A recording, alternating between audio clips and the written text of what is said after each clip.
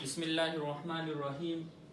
12th class का physics हम शुरू कर रहे हैं स्टार्ट से, और उसमें पहला टॉपिक चैप्टर नंबर 1 है इलेक्ट्रोस्टैटिक, और कूलम्स लॉ उसमें फर्स्ट टॉपिक है। चैप्टर के नेम की तरफ आते हैं इलेक्ट्रोस्टैटिक। What is electrostatic? सबसे पहले तो ये जान लेते हैं। ये फिजिक्स का एक ब्रांच है जिसमें हम स्टडी करते हैं चार्जेस को। कौन से चार्जेस को? स्टैटिक चार्जेस इसको।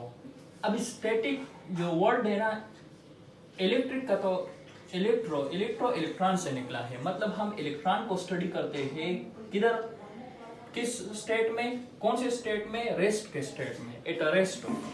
The branch of physics in which we study charges is at rest. इस ब्रांच ऑफ फिजिक्स को हम क्या कहते हैं? इलेक्ट्रोस्टैटिक कहते हैं। फिर इससे रिलेटेड अगर हम देखें तो इलेक्ट्रोस्टैटिक फोर्स, ये हमें कूलम्स लॉ के स्टेटमेंट में एक वर्ड मिलेगा, electrostatic force. What is electrostatic force? तो आपको तो पता ये फोर्स है, लेकिन कौन सा फोर्स है? Electric force. वो फोर्स जो इलेक्ट्रॉन की वजह से प्रोड्यूस होता है, उस फोर्स को हम कहते हैं electric force. Between two static charged particles, वो पार्टिकल्स जो चार्ज हुए होते हैं उसमें, देखिए ये चार्ज पार्टिकल्स कौन से होते हैं? चार्ज पार्टिकल्स, एक पार्टिकल तब चार्ज होता है ना जब उसमें इलेक्ट्रॉन्स और प्रोटॉन्स, हमने सुना है, हमें पता है कि कोई भी एटम वो क्या होता है? न्यूट्रल होता है, इलेक्ट्रिकली न्यूट्रल होता है। इलेक्ट्रिकली न्यूट्रल का मतलब ये होता है कि उसमें इलेक्ट्रॉन और प्रोटॉन दोनों क्या होते हैं? बराबर होते हैं। लेकिन जब भी ये बैलेंस, इलेक्ट्रॉन और प्रोटॉन दोनों में से कोई एक को डिस्टर्ब हो जाए, मतलब इलेक्ट्रॉन ज्यादा हो जाए या कम हो जाए, तो फिर उस बॉडी को हम क्या कहते हैं? चार्ज्ड पार्टिकल उसको कहते हैं। अगर उसमें इलेक्ट्रॉन उससे रिमूव हुए तो ये बन गया पॉजिटिवली चार्ज। उसमें क्या हुआ? प्रोटॉन उसमें ज्यादा हुए ना, चूंकि प्रोटॉन ज्यादा हुए तो इसका मतलब है वो पॉजिटिव क्या हो गया? चार्ज्ड पार्टिकल हो गया। और जब उसमें इलेक्ट्रॉन दूसरे एटम से आ जाते हैं या बॉडी से आ जाते हैं तो फिर उसको हम कहते हैं नेगेटिवली चार्ज पार्टिकल। हम इलेक्ट्रोस्टैटिक फोर्स वो फोर्स है जो इलेक्ट्रॉन की और प्रोटॉन की इक्विलिटी को डिस्टर्ब करने से प्रोड्यूस होती है between two static charge particles. तो फिर उसको हम कहते हैं नेगेटिवली चार्ज पार्टिकल। हम इलेक्ट्रोस्टैटिक फोर्स वो फोर्स है जो इलेक्ट्रॉन की और प्रोटॉन की इक्विलिटी को डिस्टर्ब करने से प्रोड्यूस होती है between two static charge particles. हम अभी के दूसरा पॉइंट ये है कि व्हाट इज चार्ज? चार्ज किसे कहते हैं?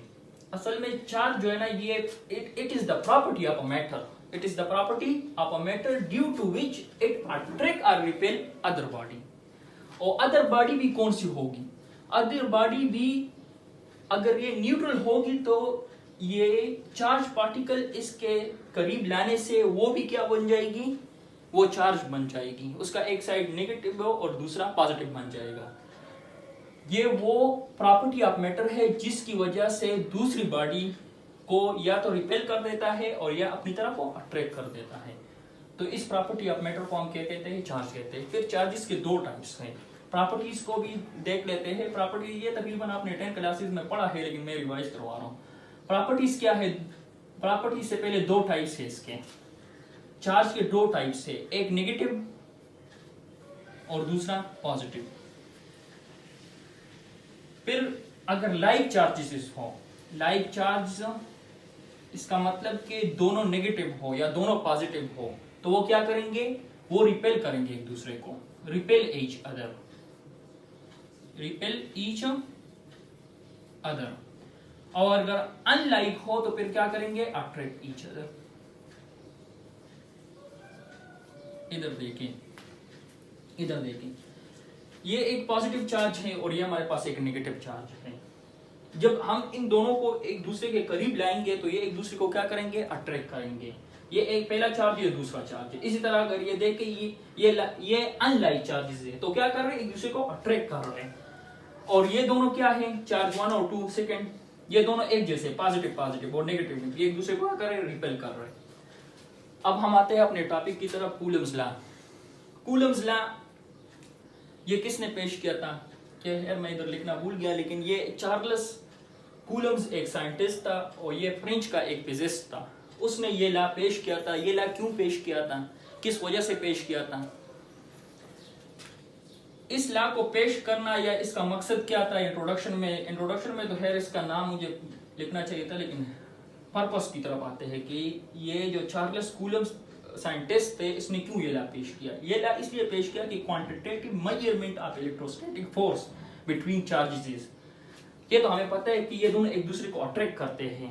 अगर मैं एक दूसरी बॉडी ले आऊं, मिसाल के तौर इधर एक पॉजिटिव चार्ज है, ये इसके डबल है, देखिए इसका साइज देखो, इसका साइज देखिए, मिसाल के तौर इसका साइज हो डायमीटर की मैं बात करता हूं, अगर ये 1 मिलीमीटर है, 1 सेंटीमीटर है, तो ये मेरे पास 2 सेंटीमीटर हो गया। इसका डायमीटर की बात कर रहा हूं तो बॉडी ज्यादा हो गई ना, गोल। और इधर देखिए दूसरा चार्ज है, ये भी नेगेटिव चार्ज है इसके मुकाबले में, और इसके मुकाबले में ये वाला चार्ज क्या है, साइज में बड़ा है, तो जाहिर है जब साइज बड़ा है तो चार्ज भी बड़ा होगा ना। तो अभी कितना बड़ा होगा? ये तो एक दूसरे को अट्रैक्ट कर रहे हैं, ये अट्रैक्शन है, लेकिन ये अट्रैक्शन कितना है? जाहिर है इसमें कम है और इसमें ज्यादा है, लेकिन इसको न्यूमेरिकल वैल्यूज में लाना कि कितना है और कितना नहीं है, हम इसको मेजर करें, और इस पर्पस के लिए उसने क्या किया, एक स्टेटमेंट शो किया, और उस स्टेटमेंट से फिर उसने क्या निकाला, फार्मूला निकाला। उस फार्मूले से हम फिर का मेजर करते हैं, हम मेजर करते हैं कि ये चार्ज जो अट्रैक्शन और रिपल्जन कितना है।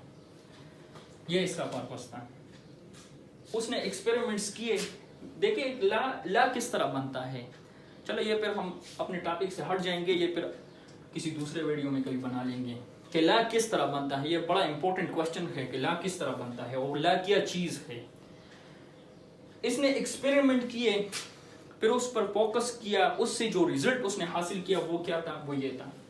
उसने कहा है कि मैग्नीट्यूड ऑफ इलेक्ट्रोस्टैटिक फोर्स, ये जो इलेक्ट्रोस्टैटिक फोर्स ऑफ अट्रैक्शन है या रिपल्जन है, इसका मैग्नीट्यूड, डायरेक्शन नहीं, डायरेक्शन तो हमें जाहिर है, डायरेक्शन 2 डायरेक्शंस है, या तो एक दूसरे के, देखिए डायरेक्शन हमेशा दोनों क्या होंगे, अपोजिट। अगर ये पॉजिटिव है, उसको अट्रैक्ट कर रहे हैं अपनी तरफ, ये इस तरफ अट्रैक्ट कर रहे हैं, ठीक है, ये इस तरफ जा रहे हैं तो ये इस तरफ जा रहे हैं, हमेशा अपोजिट डायरेक्शन में होंगे। ये यहाँ पर अगर मैं कहूँ कि कूलम्स लॉ जो है ना, न्यूटन थर्ड लॉ भी फिट आता है इस पर, वो भी बाद में डिस्कस करते हैं। The magnitude of electrostatic force between 2 point charges is directly proportion, ये प्रोपोर्शन का साइन मैंने लगाया है, जगह नहीं थी तो लफ्ज नहीं लिखा, directly proportion to the product of magnitude of charges.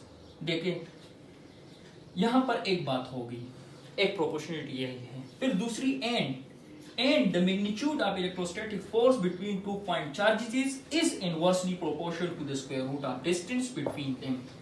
देखिए ये 2 चार्जेस है, मैं इन दोनों को लेता हूं। ये जो हमारे पास फोर्स होगा, ये force, the magnitude of force, the magnitude of force, magnitude को हम आपने फर्स्ट ईयर पढ़ा है, उसमें आप हम इस तरह शो करते थे। The magnitude of force between 2 point charges, what is point charges, ये फिर बताता हूं, उधर मैंने लिखा है, इज डायरेक्टली प्रोपोर्शन, इधर देखिए directly proportion to the product, product का मतलब मल्टीप्लिकेशन, रिजल्ट, जो मल्टीप्लिकेशन से रिजल्ट आता है उसको हम प्रोडक्ट कहते हैं। अब द मैग्नीट्यूड ऑफ चार्जेस, जो चार्जेस है उसके मैग्नीट्यूड, देखिए एक चार्जेस हो गया, ये दूसरा चार्जेस, ये हमारे पास पहले एक स्टेटमेंट आ गई। फिर दूसरी एंड इनवर्सली प्रोपोर्शन, क्या इनवर्सली प्रोपोर्शन, यही फोर्स हो, इनवर्सली प्रोपोर्शन है किसके, द स्क्वायर, किस चीज का स्क्वायर हो, द डिस्टेंस बिटवीन देम। तो डिस्टेंस हम क्या किससे शो करते हैं, आर से शो करते हैं। ये दोनों प्रोपोर्शनलिटी आ गई है, इन दोनों को कंबाइन करो, जब दोनों को हम कंबाइन करते हैं तो हमारे पास ये रिलेशन बनता है, चार्ज 1, चार्ज सेकंड नंबर, और ये डिस्टेंस बिटवीन देम, और स्क्वायर आया है, ये हमारे पास एक रिलेशन आ गया। अगर इससे हम प्रोपोर्शनलिटी साइन को जब हम मतलब हटाते हैं तो क्या लाते हैं, इक्विलिटी का साइन और साथ में प्रोपोर्शनलिटी कांस्टेंट, नजर नहीं आ रहा, इधर लिखते हैं, लेकिन एफ इक्विलिटी का साइन, प्रोपोर्शनलिटी का कांस्टेंट के से हम शो करते हैं Q1 Q2, मतलब चार्ज 1 चार्ज 2 और डिस्टेंस बिटवीन देम। स्टेटमेंट की तो आपको समझ आ गई है। स्टेटमेंट से हमने क्या निकाला, फार्मूला हमने निकाल लिया, लेकिन ये फार्मूला कंप्लीट अभी नहीं है, इनकम्प्लीट है, ठीक है। प्रोपोर्शनलिटी कांस्टेंट की वैल्यू पुट करेंगे। इससे पहले हम देखते हैं कि पॉइंट चार्जेस क्या है। यहाँ पर पॉइंट चार्जेस का लफ्ज क्यों इस्तेमाल किया। पॉइंट चार्जेस क्या है, सबसे पहले ये कि charges is concentrated at single point. क्या मतलब, देखिए ये चार्ज एक प्रॉपर्टी है मैटर का ना, तो मैटर ये सब्सटेंस, उसका साइज बहुत ज्यादा छोटा होना चाहिए, इसका मतलब यही है। और उस पर जो चार्ज है वो इस सिंगल पॉइंट पर क्या होना चाहिए, कंसंट्रेटेड होना चाहिए। हाँ, हमने स्टेटमेंट से ये फार्मूला डिराइव कर लिया था। ये फार्मूला अभी कंप्लीट फार्मूला, मतलब कूलम्स लॉ के स्टेटमेंट्स में जो कूलम्स ने फार्मूला निकाला था वो ये था या ये था। इसको फिर डिराइव करते हैं। पहले देखिए वेक्टर फॉर्म को देखते हैं। देखिए मेरे पास एक चार्ज है, पॉजिटिव चार्ज या नेगेटिव चार्ज है, जाहिर है एक दूसरे को क्या करेंगे, अट्रैक्ट करेंगे। ये चार्ज जो फोर्स लगा रहा है ना, उसको हमने F नाम दिया और 2 और 1 नाम दिया। देखिए एक चार्ज 1 हो गया और ये चार्ज 2 सेकंड नंबर चार्ज हो गया। इस 2 और 1 का क्या मतलब है, इसका मतलब है कि ये फोर्स हो, ये जो पॉजिटिव चार्ज फोर्स लगा रहा है, ये किस पर लगा रहा है, ऑन, ये ऑन एंड बाय। ये स्टेटमेंट थोड़ा सा याद रखना है। Force of this positive charge on two charge by one charge, ये 1 नंबर चार्ज। इसका मतलब है कि ये फोर्स हो, ये लग रहा है किस पर, इस पर, किसकी तरफ से, चार्ज 1 की तरफ से। सिमिलरली ये चार्ज 1 और 2 सेकंड नंबर फोर्स हो, electrostatic force by charge 1, this force, ये फोर्स क्या इंडिकेट कर रहा है, ये किस डायरेक्शन में लग रहा है, ये इस डायरेक्शन में लग रहा है, किसकी तरफ, 1 की तरफ। ये फोर्स लग रहा है किस पर, 1 पर, किस की तरफ से, इसकी तरफ से। मतलब ये चार्ज जो फोर्स लगा रहा है इस पर, समझ आ रही है। अगर आप देखें तो ये चार्ज इस पर लगा रहा है और ये इस पर फोर्स लगा रहा है, दोनों इक्वल है, तो क्या हुआ, मैग्नीट्यूड में इक्वल हुआ। लेकिन डिफरेंस क्या है, डायरेक्शन की डिफरेंस है, अपोजिट इन डायरेक्शन। तो देखो हमने न्यूटन लॉ भी पढ़ा था। न्यूटन क्या कहता है, न्यूटन कहता है कि द फोर्स F1 1 और 2, कौन सा फोर्स हो, ये वाला force, exerted by the Q2 charge minus negative charge की तरफ से लग रहा है किस पर, Q1 पर, is equal in magnitude to the force of 2 1, इसके बराबर है किसमें, मैग्नीट्यूड में, exerted by the Q1, इसकी तरफ से लग रहा है इस पर। ये दोनों क्या है, इक्वल है, बट अपोजिट इन डायरेक्शन, और डायरेक्शन में अपोजिट है। तो इससे क्या हुआ, इससे ये प्रूफ हो गया कि कूलम्स लॉ क्या कर रहा है, ये भी इफेक्ट आ रहा है किसके मुताबिक हो, न्यूटन थर्ड लॉ के मुताबिक। न्यूटन कहता है कि two forces exert on each other in equal in magnitude but opposite in direction. ये बात तो हो गई। अभी आते हैं इस पर, देखिए यहाँ से ये जो के वैल्यू है इस फोर्स में, ये के वैल्यू, ये के वैल्यू किसके बराबर है, ये इस बराबर, वो रेशो है 1 divide by 4 pi epsilon not. Epsilon not ये फार्मूला कहाँ से आया, ये फर्स्ट ईयर में भी हमने केमिस्ट्री में पढ़ा था, अगर आपको याद हो, चैप्टर नंबर 2 में एप्लीकेशन ऑफ बोहर मॉडल, उसमें हमने ये पढ़ा था। बोहर मॉडल की कौन सी डिराइवेशन आपको रेडियस ऑफ, ठीक है, एनर्जी उसमें। लेकिन ये जो फार्मूला यूज हुआ है, आप केमिस्ट्री का बुक निकाले और chapter number 2 application of Bohr model derivation of radius में देखिए, ये फार्मूला वहां भी यूज हुआ है। प्रोपोर्शनलिटी ऑफ कांस्टेंट की जगह ये हमने इस्तेमाल किया है। इसमें जो इम्पोर्टेंट टर्म है या जो कांस्टेंट है वो एप्सिलॉन नॉट है। एप्सिलॉन नॉट क्या चीज है, ये वैक्यूम ऑफ परमिटिविटी कांस्टेंट है। वैक्यूम का मतलब फ्री स्पेस हो। परमिटिविटी का क्या मतलब है? कांस्टेंट तो कांस्टेंट है, परमिटिव कांस्टेंट का मतलब यह है कि इसकी वैल्यू कांस्टेंट रहेगी एक स्पेसिफिक मीडियम के लिए। परमिटिविटी का जिससे दिया है परमिशन, परमिट का मतलब अलाउस, ट्रांसमिशन, किस चीज की अलाउ, किस चीज की ट्रांसमिशन हो, इलेक्ट्रोस्टैटिक फोर्स की ट्रांसमिशन और अलाउ। तो ये एक कांस्टेंट है, इसको हम कहते हैं फ्री स्पेस कांस्टेंट भी इसको कहते हैं, और वैक्यूम और परमिटिविटी कांस्टेंट भी इसको कहते हैं। इसकी डिफिनीशन ये है कि it is the vacuum permittivity constant and measure of how easy it is for the electrostatic force to pass off through the vacuums। के वैक्यूम से देखें, इसका मतलब ये है, ये मेरे पास एक चार्ज है पॉजिटिव, ये रहा नेगेटिव, इसके तो अपने इलेक्ट्रिक फील्ड्स होते हैं ना, उससे ये इसमें मीडियम है आर, इसकी जो फील्ड है वो इससे पास हो रही वैक्यूम से, तो तभी एक दूसरे को जब इसके इस लाइन पे शो कर लेता हूं, ये एक दूसरे पर फोर्स कैसे लगाते हैं? फिजिकल तो कोई फोर्स नहीं है, ठीक है, ये कंजर्वेटिव फोर्स है। इसके जो इलेक्ट्रिक फील्ड के लाइंस है वो इसको इफेक्ट करते हैं और इसके इलेक्ट्रिक फील्ड इसको इस पर फोर्स लगाते हैं, तो इसलिए हम कहते हैं कि एक दूसरे क्या कर रहे हैं, एक्सर्ट करते हैं फोर्स। ये इस पे मैंने यहाँ पर ये जो वैक्यूम है ये बिल्कुल फ्री है, यहाँ पर न एयर है न लिक्विड है, कोई भी मीडियम नहीं है। अगर मैं यहाँ पर लाता हूँ कोई मीडियम लाता हूँ, ये पॉजिटिव चार्ज हो गया, ये नेगेटिव चार्ज हो गया, इसके दरमियान कोई वुड आ गया, वुड का एक पीस है, ठीक है, अभी क्या होगा? क्या ये वुड अलाउ करेगा कि इसके इलेक्ट्रिक फील्ड्स लाइंस जो है ना इससे पास हो रही है, इससे पास हो? अभी कितना अलाउ करेगा? तो वो हमें क्या बताएगा? ये एप्सिलॉन नॉट हो और इसके साथ है epsilon not, relative epsilon not हो। रिलेटिव परमिटिविटी कांस्टेंट, ये हम आगे में पढ़ते हैं। तो ये तो जाहिर है कि यहाँ पर जितना फोर्स हो ये इस मीडियम से पास होगा, और यहाँ पर जो पास होगा कौन से ज्यादा पास होगा, इस मीडियम से या इस मीडियम से? तो फ्री स्पेस से ज्यादा पास होगा ना, इससे तो नहीं होगा। इस मीडियम के आने से क्या हो गया, वो फोर्सेस, इसके फोर्सेस इधर जाने क्या हो गए, कुछ फोर्सेस ब्लॉक हो गए, कुछ इलेक्ट्रिक फील्ड लाइंस ब्लॉक हो गए, और इस चार्ज के भी कुछ इलेक्ट्रिक फील्ड लाइंस है ना वो स्टॉप हो गए।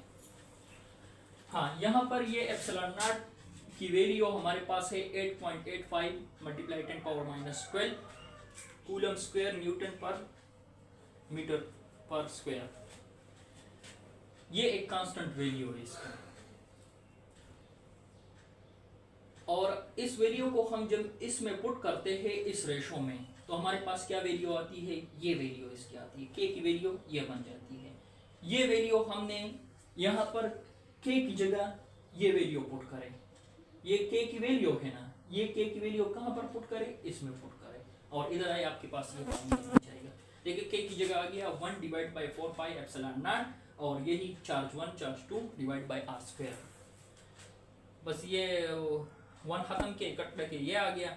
अगर इसकी जगह इसकी वैल्यू हम पुट करें 9.0 मल्टीप्लाई 10⁻⁹ पावर 9 नॉट -9, ये हमारे पास फार्मूला आ जाता है। और ये फार्मूला किसके लिए है? ये फोर्स क्या है, कौन सा फोर्स है? ये फ्री स्पेस हो। इधर मैं वैक्यूम लिखता हूँ, वैक्यूम, इसका क्या मतलब है? ये जो इलेक्ट्रोस्टैटिक फोर्स है, ये जो मीडियम दो चार्जेस के दरमियान जो मीडियम है वो क्या है? वो वैक्यूम है, मीडियम नहीं है, फ्री स्पेस है। वैक्यूम इलेक्ट्रोस्टैटिक फोर्स वैक्यूम में तो हमारे पास ये न्यूटन कूलम्स लॉ के स्टेटमेंट से ये फार्मूला हमने डिराइव कर दिया। अब बात आती है कि Coulomb's law in material medium. Material medium का क्या मतलब है? मटेरियल मीडियम का मतलब ये है कि दो चार्जेस थे हमारे पास, ठीक है, उसके दरमियान जो मीडियम थी उसको हमने कंसिडर किया फ्री स्पेस हो, वैक्यूम, मीडियम नहीं कंसिडर। अब हम इस तरह करते हैं कि इसको हम क्या करते हैं, यहाँ पर हम कोई मटेरियल लाते हैं, या मुकम्मली कवर कर लेते हैं, दरमियान में कोई मटेरियल लगते हैं, तो फिर हमारे पास एक वैल्यू आती है, उसको हम कहते हैं परमिटिविटी ऑफ मीडियम। देखिए ये जो मटेरियल है दो चार्ज, इसके दरमियान जो मीडियम है, ना मटेरियल भी है लेकिन मीडियम क्या है, एक मटेरियल है, नॉट वैक्यूम है। अब इस मीडियम से ये इलेक्ट्रोस्टैटिक फोर्स कितना परमिट होता है, मतलब कितना अलो करता है, ये मटेरियल कितना अलो करता है इलेक्ट्रोस्टैटिक फोर्स, इसको हम कहते हैं परमिटिविटी ऑफ मीडियम। और ये हम शो करते हैं किससे, परमिटिविटी ऑफ मीडियम एप्सिलॉन से। और जब हम इसके साथ नॉट लगाते हैं ये छोटा सा जीरो, फिर उस वो बन जाता है कि हमारे पास जो मीडियम है वो मीडियम क्या है, फ्री स्पेस है, नॉट अ मटेरियल मीडियम। वो तो उधर हो गया। ये किधर यूज होता है, ये कैपेसिटर्स नहीं होते, इलेक्ट्रिक डिवाइसेस में होते हैं, अक्सर फैंस में होते हैं, वहाँ पर एक डाइलेक्ट्रिक यूज होता है, वाइट कलर का शीट होता है। तो इस यहाँ पर आए मीडियम में हमारे पास, इसको हम एप्सिलॉन से रिप्रेजेंट करते हैं, नॉट को यूज नहीं करते, बाकी सेम ही फार्मूला है। यहाँ पर ये चीज क्या है, इसको हम कहते हैं permittivity of medium. Permittivity of medium और परमिटिविटी किसे कहते हैं, it is the property of medium. ये जो मीडियम हमने रखा, इसकी ये प्रॉपर्टी है, कौन सी प्रॉपर्टी है, which effect the magnitude of electrostatic force. इसका फोर्स और इसका फोर्स, ये कितना रोकता है, कितना स्टॉप करता है और कितना अलो करता है। तो यहाँ पर हम स्टॉप की बात नहीं कर रहे, हम सिर्फ अलो की बात करते हैं। ये मीडियम कितना इलेक्ट्रोस्टैटिक फोर्स को अलो करता है, अगर ज्यादा अलो करता है तो उसकी परमिटिविटी ज्यादा होगी, तो इलेक्ट्रोस्टैटिक फोर्स ज्यादा होगा। Affect the magnitude of electrostatic force between 2 point charges. For a specific particular insulator, the permittivity of a material medium mean कि कोई वैक्यूम और कोई फ्री स्पेस नहीं होगा, compared with the permittivity of a vacuum is called relative permittivity or dielectric constant. ये relative permittivity हम क्यों इस्तेमाल करते हैं, देखें ये जो मीडियम हमने इस्तेमाल किया मटेरियल, अब हम ये हम क्यों इस्तेमाल कर, देखें कि ये कितना अलाउ कर रहा है। अगर मैं ये प्लास्टिक यूज़ करूं, दूसरा मैंने लिया, ये मैंने यूज़ किया प्लास्टिक, फिर उसके बाद मैंने दूसरा मीडियम यूज़ किया है रबर, ठीक है। उसके बाद इस तरह आप आए, एयर को इस्तेमाल किया, वाटर को किया।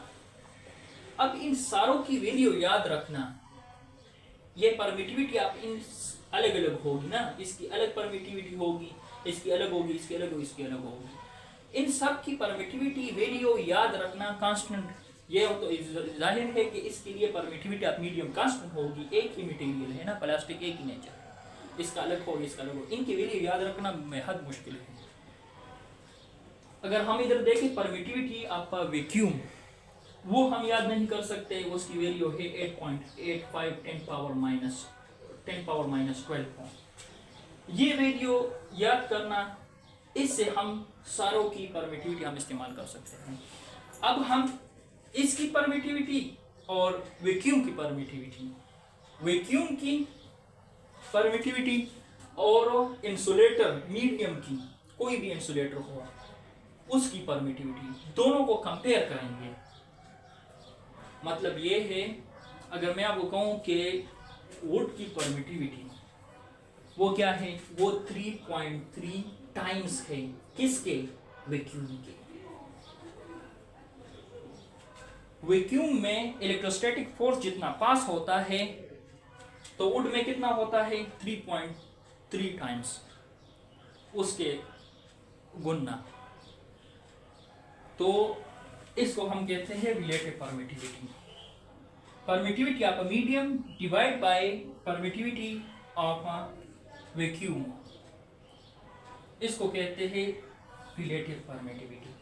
अगर हम इसको इस टर्म को इधर ले आए तो देखिए हमारे पास तो permittivity of a medium of an insulator ये क्या बन जाती है, permittivity constant of vacuum multiply by relative permittivity of medium. ये वीडियो यहाँ से उठाएं, ये सेकंड वीडियो इक्वेशन से, और 1 में पुट करें तो आपके पास ये पॉइंट। इसकी जगह हमने क्या पुट कर लिया, ये इससे भी आप मालूम कर सकते हैं। इसकी वैल्यू तो हमें पता है 8.85 मल्टीप्लाई 10⁻⁻12 है और रिलेटिव परमिटिविटी आपने फाइंड करनी है।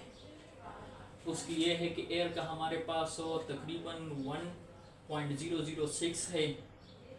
इस तरह वुड का जो है ना वो 3.3 तक की हर बुक्स में एक टेबल दिया हुआ है, उसमें देख के फिर हाँ। उसके बाद हमारे पास आता है कि electrostatic force where the medium is a material medium, तो वो क्या होगी, force electrostatic force where the medium is vacuum divide by relative permittivity. ये कहाँ से आई है फार्मूला, देखिए यहाँ से ही आता है। अगर आप देखें ना ये 4πε0 और रिलेटिव परमिटिविटी, अगर ये रिलेटिव परमिटिविटी को इधर ले आए स्टार्ट में 1/, रिलेटिव परमिटिविटी और यहाँ पर मैं 4πε0 Q1 Q2 चार्ज 2 1 तो उधर चला गया। इसकी जगह हम क्या पुट कर सकते हैं, वैक्यूम का फोर्स। यहाँ देखें 4πε0 Q1 divided by Q2 R²। तो यही फार्मूला यहाँ पुट कर लेंगे, तो ε0 इधर ये डिवीजन में है, तो ये ऊपर आ गया और ये नीचे आ गया। ये हमारे पास वहाँ से फार्मूला